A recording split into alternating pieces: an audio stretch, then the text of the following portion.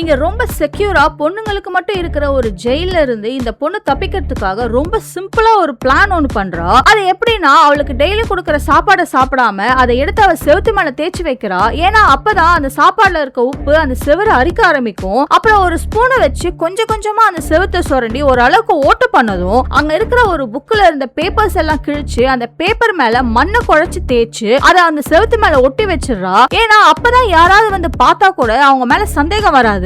மிச்சம் இருக்க மண்ணையும் அவ ஜன்னல் வழியா கீழே போட்டுறா. இப்படியே பல மாசமா தோண்டி முடிச்சு அதுக்கான டைம் வர வரைக்கும் அந்த பொண்ணு வெயிட் பண்ணிட்டு இருக்கா. அப்ப ஒரு நாள் அந்த ஜெயில ஒரு ஸ்பெஷல் கெஸ்ட் ஒன்ன வர வச்சிருக்காங்க. அங்க எல்லாருமே அவங்கள வெல்கம் பண்றதுக்காக டான்ஸ் ஆடிட்டு இருக்காங்க. ஆரம்பத்துல இருந்து இந்த பொண்ணு யார்கிட்டயும் பேசாதனால இந்த பொண்ணு யாருமே சுத்தமா கண்டுக்கவே மாட்டேங்கிறாங்க. எல்லாரும் அங்க பாட்டு பாடி டான்ஸ் ஆடிட்டு இருக்காங்க. அப்ப யாரும் கவனிக்காத நேரமா பார்த்து அங்க இருக்கிற ஒரு கார் கடியில போய் இந்த பொண்ணு ஒளிஞ்சுக்கிறா. யூசுவலா இவ அவ செல்ல விட்டு வெளியவே வரமாட்டா. அதனாலே ஒரு பிரிசன் கார்டு அவளுக்கு சாப்பாடு கொடுக்கறதுக்காக வராரு. அப்ப அவ செல்ல பார்க்கும்போது அங்க அந்த பொண்ணு இல்லன்னு தெரிஞ்சதுமே உடனே பெல் அடிச்சு எல்லாருக்கும் அலர்ட் பண்ணி விட்டுறாரு. உடனே வந்த கெஸ்டையும் சேஃபா அவங்க கார்ல ஏத்தி அனுப்பி விட்டுறாங்க.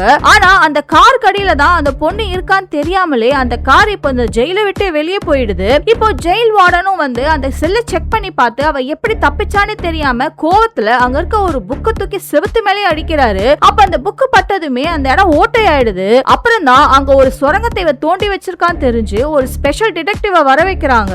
அவர் உள்ள போய் பார்த்தா அந்த சுரங்கம் முழுசா முடிக்காம அப்படியே பாதியிலே இருக்கு. அந்த பொண்ணு இவங்களை டிஸ்ட்ராக்ட் பண்றதுக்காக தான் இங்க சுரங்கம் தோண்டி வச்ச மாதிரி செஞ்சிருக்கான்னு அவங்க புரிஞ்சுக்கிறாங்க.